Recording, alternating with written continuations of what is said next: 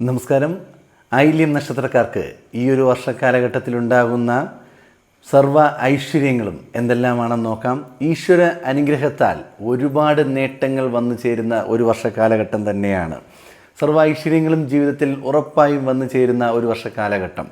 നിങ്ങളുടെ പെരുമാറ്റത്തിലും നിങ്ങളുടെ സ്വഭാവം കൊണ്ടും എല്ലാവർക്കും നിങ്ങളോട് സ്നേഹം തോന്നുകയും നിങ്ങളുടെ ജീവിതം സന്തോഷകരമായി മാറുകയും ചെയ്യുന്ന ഒരു വർഷം തന്നെയാണ്.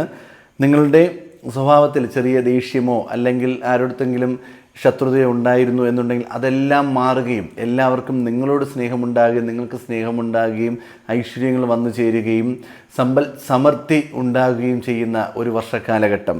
കൂടാതെ നിങ്ങളുടെ കുഞ്ഞുങ്ങൾ കൊണ്ട് നിങ്ങൾക്ക് നേട്ടങ്ങൾ ഉണ്ടാകുന്നു. അവരുടെ വിഷയത്തിൽ നിങ്ങൾക്ക് അഭിമാനം ഉണ്ടാകാൻ ഉള്ള അവസരം തന്നെ വന്നു ചേരുന്നു. വീട് സംബന്ധമായി നേട്ടമുണ്ടാകുന്നു. ദാമ്പത്തിക ജീവിതത്തിൽ വിജയമുണ്ടാകുന്നു. ജോലി സംബന്ധമായിട്ട് നേട്ടമുണ്ട്. ഇങ്ങനെ ഒരുപാട് പോസിറ്റീവായിട്ടുള്ള അനുഭവങ്ങൾ ജീവിതത്തിൽ വന്നുകൊണ്ടേയിരിക്കുകയാണ്.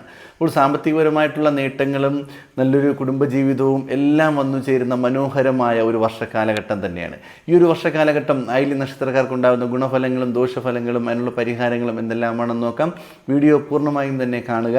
ഈ ചാനൽ ഇതുവരെ സബ്സ്ക്രൈബ് ചെയ്തിട്ടില്ല എന്നുണ്ടെങ്കിൽ നിങ്ങൾ ചാനലൊന്ന് സബ്സ്ക്രൈബ് ചെയ്യുക. കൂടാതെ ജ്യോതിഷ സംബന്ധമായ വിഷയങ്ങൾ അറിയണമെന്നുണ്ടെങ്കിൽ സ്ക്രീനിൽ കാണുന്ന വാട്സപ്പ് നമ്പറിൽ മെസ്സേജ് ചെയ്യുക.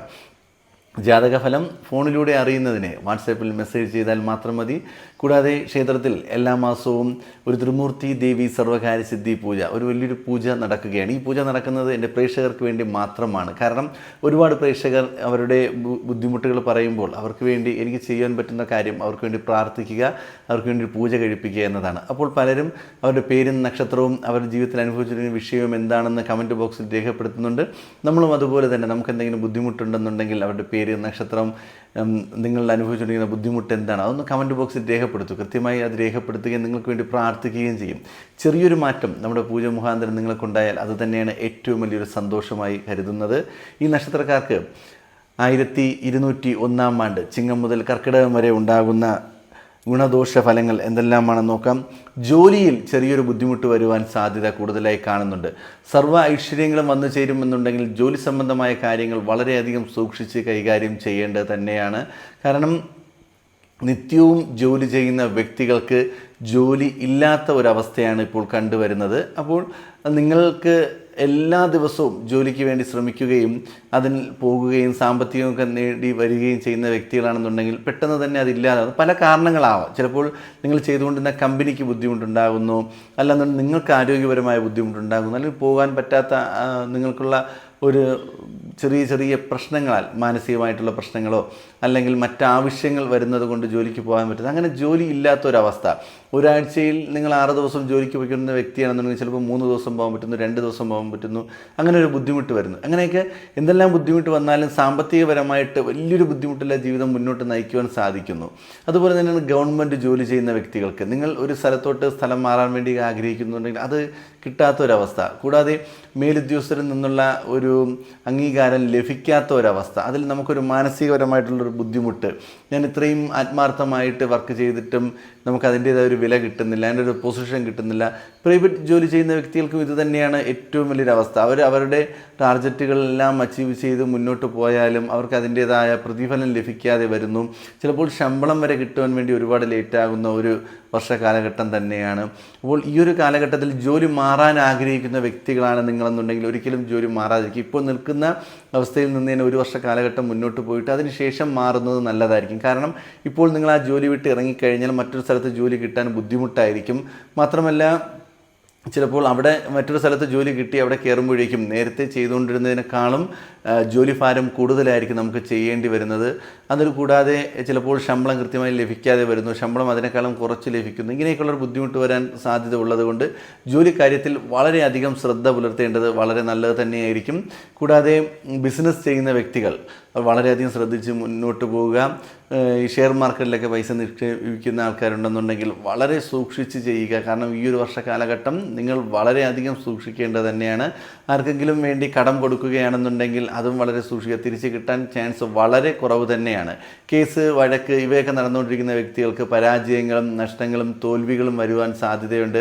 അപ്പോൾ നിങ്ങൾക്ക് അനുകൂലമായി വരാനിരിക്കുന്ന കേസുകൾ ചിലപ്പോൾ നിങ്ങൾക്കെതിരെ വരാനുള്ള സാധ്യത ഉള്ളതുകൊണ്ട് നിങ്ങൾ ചെയ്യേണ്ടത് ആ കേസിൻ്റെ വിധി വരാനൊക്കെ ഉള്ളൊരു സമയമാകുന്നു. അതിനൊന്നും മാറ്റി മാറ്റി വയ്ക്കുന്നതല്ല. ഈ ഒരു വർഷം കഴിഞ്ഞതിന് ശേഷം മാത്രമേ നിങ്ങൾക്ക് അനുയോജ്യമായ ഒരു സമയം വരികയും നിങ്ങൾക്ക് നേട്ടങ്ങൾ ഉണ്ടാകാനും സാധ്യതയുള്ളൂ. അപ്പോൾ ആ കാര്യമെല്ലാം സൂക്ഷിക്കുന്നത് നല്ലതായിരിക്കും. ബിസിനസ്സിൽ സാമ്പത്തികപരമായിട്ടുള്ള ഒരു ബുദ്ധിമുട്ട് വരാൻ സാധ്യത ഉള്ളതുകൊണ്ട് വളരെ ശ്രദ്ധാപൂർവ്വം കൈകാര്യം ചെയ്യും. സാമ്പത്തിക ഇടപാടുകൾ മറ്റാരെയും നോക്കാൻ അനുവദിക്കരുത്. നമ്മൾ തന്നെ സ്വയം കൈകാര്യം ചെയ്ത് മുന്നോട്ട് പോയാൽ മാത്രമേ സന്തോഷകരമായിട്ടൊരു ജീവിതം നയിക്കുകയും നല്ല രീതിയിൽ ജീവിതം മുന്നോട്ട് കൊണ്ടുപോകാൻ സാധിക്കുകയും ചെയ്യുള്ളൂ.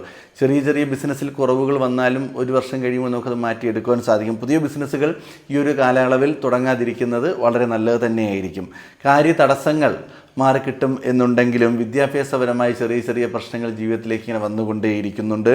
സംസാരവും മുൻകോപവും അത് വളരെ ശ്രദ്ധാപൂർവ്വം കൈകാര്യം ചെയ്തില്ല എന്നുണ്ടെങ്കിൽ നഷ്ടങ്ങൾ വരുവാൻ സാധ്യത കൂടുതലായി കാണുന്നുണ്ട്. പ്രത്യേകിച്ച് കർമ്മരംഗത്ത് തന്നെയാണ്. അതുപോലെ തന്നെയാണ് വീട്, വസ്തു, ഇതിൻ്റെയൊക്കെ പേരിൽ ചെറിയ ചെറിയ ബുദ്ധിമുട്ടുകൾ വരാൻ സാധ്യതയുണ്ട്. വസ്തുവിൻ്റെ ഇപ്പോൾ നിങ്ങൾ വിൽക്കുകയാണെന്നുണ്ടെങ്കിൽ ധനം ലഭിക്കാതെ വരുന്നു, വാങ്ങുകയാണെന്നുണ്ടെങ്കിൽ ധനം കൂടുതൽ കൊടുത്ത് വാങ്ങുന്ന ഒരവസ്ഥയും കാണുന്നുണ്ട്. വീട് മാറുവാനുള്ള സാധ്യതയെല്ലാം കൂടുതലായി കാണുന്നുണ്ട്. കൂടാതെ ഈ ലഹരി വസ്തുക്കളുടെയൊക്കെ ഉപയോഗം കൂടുതലായി കാണുന്നുണ്ട്. അതെല്ലാം നിയന്ത്രിക്കുന്നത് നല്ലത് തന്നെയായിരിക്കും. വാഹന സംബന്ധമായിട്ടുള്ള നേട്ടങ്ങളും പുരോഗതിയും വന്നു ചേരുമെന്നുണ്ടെങ്കിലും അതിനുവേണ്ടിയുള്ള ചിലവുകൾ കൂടിക്കൊണ്ടിരിക്കും. ഇപ്പോൾ നിങ്ങളൊരു വാഹനം ഉപയോഗിച്ച് ജീവിക്കുന്ന വ്യക്തിയാണെന്നുണ്ടെങ്കിൽ ഒരു മാസം നിങ്ങൾക്ക് 50,000 രൂപ അതിൽ നിന്ന് വരുമാനം വരുന്നു എന്നുണ്ടെങ്കിൽ 40,000 രൂപയും വാഹനത്തിന് വേണ്ടി ചിലവാക്കുന്ന ഒരു അവസ്ഥയാണ് കാണുന്നത്. അപ്പോൾ നമുക്ക് വീണ്ടും ബുദ്ധിമുട്ടുകൾ ജീവിതത്തിൽ തുടർന്നു കൊണ്ടേയിരിക്കും. വിവാഹ സംബന്ധമായിട്ടുള്ള ചെറിയ ചെറിയ തടസ്സങ്ങൾ കാണുന്നുണ്ട്. അപ്പോൾ വിവാഹം നിശ്ചയിച്ചതുവരെ മുടങ്ങാനുള്ള സാധ്യത കാണുന്നുണ്ട്. കുടുംബജീവിതത്തിൽ ചെറിയ ചെറിയ അഭിപ്രായ വ്യത്യാസങ്ങൾ വരുവാനും സാധ്യത കൂടുതലായി കാണുന്നുണ്ട്. സാമ്പത്തികപരമായിട്ട് ഒരു അഡ്ജസ്റ്റ്മെൻറ്റിലൂടെ ഇങ്ങനെ മുന്നോട്ട് പോവുകയായിരിക്കും. കടം വാങ്ങാത്ത രീതിയിൽ മുന്നോട്ട് പോകുന്നൊരവസ്ഥയാണ് കൂടുതലും കാണുന്നത്. ജോലിയിലും ബിസിനസ്സിലും പറയേണ്ട ആവശ്യമില്ലല്ലോ. വളരെയധികം ശ്രദ്ധാപൂർവം നിങ്ങൾ ഓരോ കാര്യങ്ങളും കൈകാര്യം ചെയ്തില്ല എന്നുണ്ടെങ്കിൽ ബിസിനസ് ചെയ്യുന്ന വ്യക്തികൾക്ക് വൻ നഷ്ടങ്ങൾ വരെ വരുവാൻ സാധ്യത കൂടുതലായി കാണുന്ന ഒരു വർഷം തന്നെയാണ്. അപ്പോൾ ഈ ഒരു സമയത്ത് നിങ്ങൾ ഏറ്റവും കൂടുതൽ ക്ഷേത്ര ദർശനം നടത്തേണ്ടത് നല്ലതായിരിക്കും. അപ്പോൾ ഏത് ക്ഷേത്രമെന്ന് പറയുമ്പോഴേക്കും നമുക്ക് ശ്രീകൃഷ്ണ സ്വാമി ക്ഷേത്രത്തിലോ അല്ലെങ്കിൽ വിഷ്ണു ക്ഷേത്രത്തിലോ ദർശനം നടത്തുകയും ഭഗവാനെ പ്രാർത്ഥിക്കുകയും ഭഗവാന്റെ നാമം ജപിക്കുകയും ഭഗവാന്റെ സഹസ്രനാമങ്ങൾ ജപിക്കുകയും കഴിയുമെങ്കിൽ ഈ പക്കന്നാൾ വരുന്ന ദിവസങ്ങളിൽ ഭഗവാനൊരു പാൽപ്പായസ വഴിപാടൊക്കെ നടത്തുന്നത് നല്ലതായിരിക്കും. കഴിയുമെങ്കിൽ ഈ ചില അമ്പലങ്ങളിലേക്ക് സുദർശന ഹോമം നടത്താറുണ്ട്. അപ്പോൾ നമ്മൾ സുദർശന ഹോമത്തിന് കൊടുക്കുന്നത് നല്ലത്. കാരണം ഒരുപാട് നെഗറ്റീവ്സ് വരാൻ സാധ്യത, ഒരുപാട് നല്ല ഐശ്വര്യം വരുന്നു എന്നുണ്ടെങ്കിലും മറു സൈഡിൽ നമുക്ക് ഒരുപാട് തടസ്സങ്ങൾ വരാൻ സാധ്യതയുണ്ട്.